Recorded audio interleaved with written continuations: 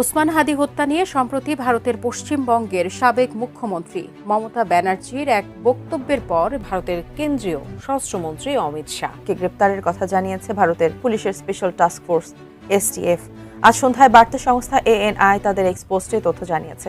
ইনকিলাব মঞ্চের আহ্বায়ক শরীফ ওসমান হাদিকে খুনের মামলার প্রধান ভারতের কেন্দ্রীয় স্বরাষ্ট্রমন্ত্রী অমিত শাহকে গ্রেফতার করা হয়েছে বলে জানিয়েছে ভারতের বার্তা সংস্থা এএনআই। গ্রেফতারের পর পুলিশ হেফাজতে নেওয়া হয়েছে বলে জানিয়েছে সংস্থাটি। ওসমান হাদি হত্যাকাণ্ড নিয়ে মমতা বন্দ্যোপাধ্যায়ের বক্তব্যকে গুরুত্ব দিতে চায় বাংলাদেশ। আসামিদের ফিরিয়ে আনতে ভারতের কেন্দ্রীয় সরকারের সঙ্গে ইতিবাচক যোগাযোগ হচ্ছে বলে জানিয়েছেন পররাষ্ট্র প্রতিমন্ত্রী শামা ওবায়েদ। বাংলাদেশের আলোচিত একটি হত্যাকাণ্ডের সাথে জড়িত ব্যক্তির ভারতে গ্রেফতারের বিষয়টি গোপন রাখতে বলা হয়েছিল পশ্চিমবঙ্গের সাবেক মুখ্যমন্ত্রী মমতা ব্যানার্জিকে। কেন্দ্রীয় স্বরাষ্ট্রমন্ত্রী অমিত শাহ ওই হত্যাকারীর আটকের বিষয়টি গোপন রাখতে অনুরোধ করেন বলে জানান তৃণমূল কংগ্রেসের প্রধান। ইনকিলাব মঞ্চের মুখপাত্র ওসমান হাদির হত্যাকারীদের রাজ্য পুলিশের এসটিএফ গ্রেপ্তার করেছিল। পরে কেন্দ্রীয় স্বরাষ্ট্রমন্ত্রী অমিত শাহর ফোন পান মমতা। তাকে বলা হয় এই বিষয়টি যেন বাইরে না জানানো হয়।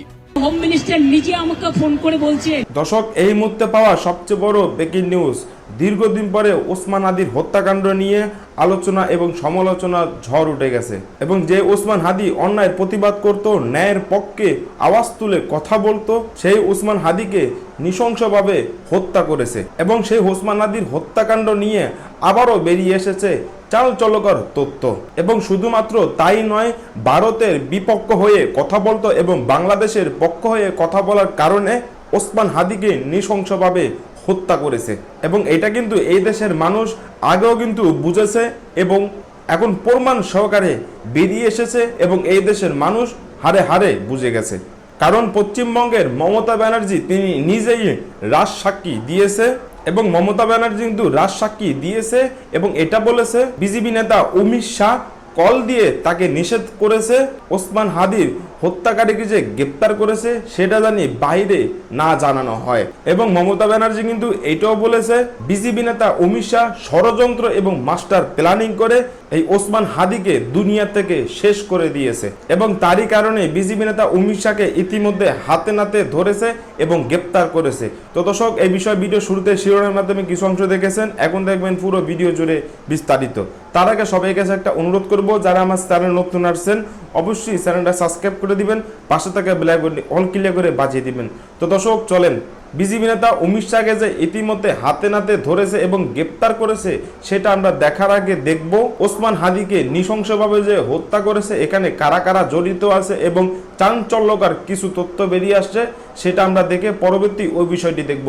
সবাই ধৈর্য ধরে একটি লাইক দিয়ে সম্পূর্ণ ভিডিওটা দেখতে থাকুন এবং আপনার মতামত অবশ্যই কমেন্ট বক্সে লিখতে থাকুন। বাংলাদেশের বহুল আলোচিত শহীদ হাদি হত্যা মামলাকে ঘিরে নতুন করে চাঞ্চল্য ছড়িয়েছে ভারতের পশ্চিমবঙ্গের সাবেক মুখ্যমন্ত্রী মমতা বন্দ্যোপাধ্যায়ের এক বক্তব্য। কলকাতার ধর্মতলার এক জনসভায় তিনি দাবি করেন, বাংলাদেশের একটি হত্যা মামলার এক আসামিকে পশ্চিমবঙ্গ পুলিশ গ্রেপ্তার করলেও বিষয়টি প্রকাশ না করার জন্য ভারতের স্বরাষ্ট্রমন্ত্রী তার সঙ্গে যোগাযোগ করেছিলেন। তারপরে হোম মিনিস্টার নিজে আমাকে ফোন করে বলছেন, এতদিন তো কই আমি বলিনি, মুখ করিনি, আজকে অত্যাচারের শেষ সীমায় গেছেন বলে। কারণ এটা জানে আমি এখনো নামটা বলছি না ভদ্রতা করে।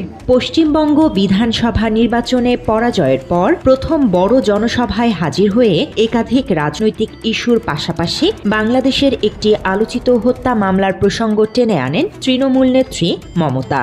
ধর্মতলার এ জনসভায় তিনি দাবি করেন, বাংলাদেশের ওই মামলার এক আসামি মেঘালয় হয়ে পশ্চিমবঙ্গে প্রবেশ করলে রাজ্যের স্পেশাল টাস্ক ফোর্স তাকে গ্রেপ্তার করে। তারপরে তারা মেঘালয় দিয়ে বাংলায় চলে আসে। বাংলায় যখন চলে আসে তখন আমাদের এসটিএফ তাকে ধরে।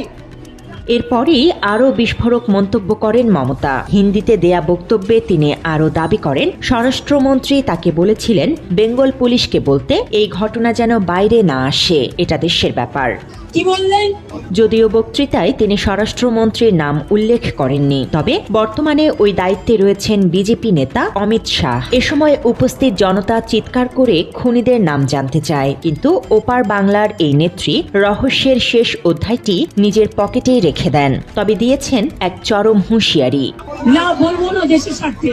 বরং ইঙ্গিতপূর্ণ ভাষায় বলেন, কাকে দিয়ে খুন করিয়েছিলেন, কার কার নাম বেরিয়েছিল, আজ গভর্নমেন্ট চেঞ্জ হলেও তিনি তার সবটাই জানেন।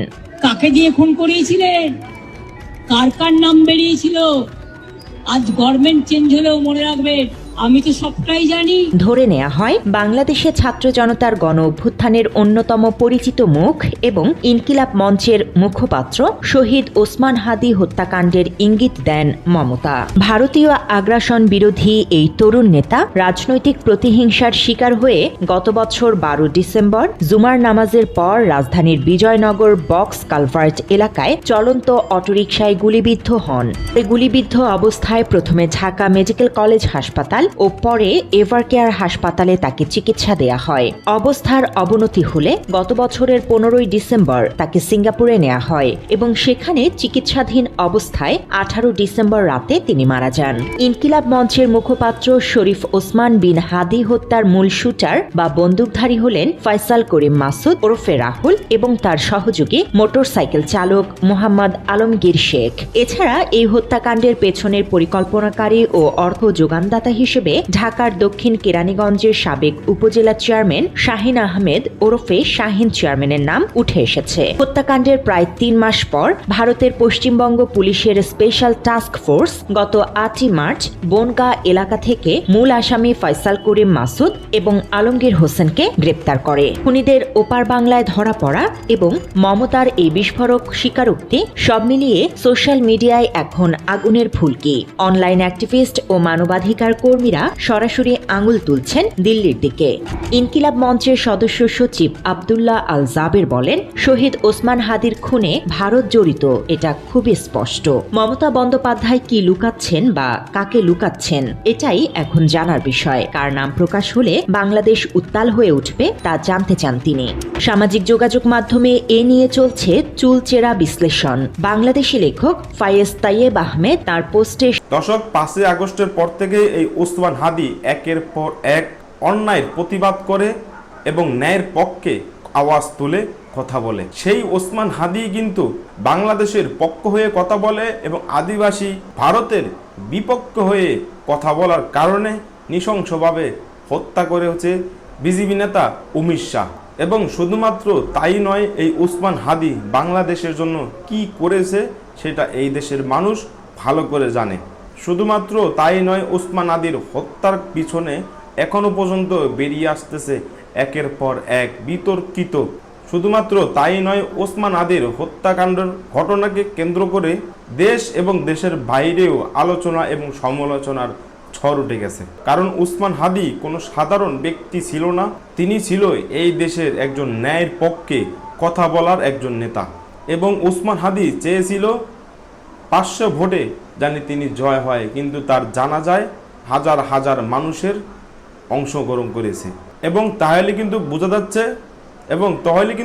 যাচ্ছে ভারতের বিপক্ষ হয়ে এবং বাংলাদেশের পক্ষ হয়ে কথা বলার কারণে ষড়যন্ত্র এবং মাস্টার প্ল্যানিং করে এই ওসমান হাদিকে নৃশংসভাবে হত্যা করেছে। এবং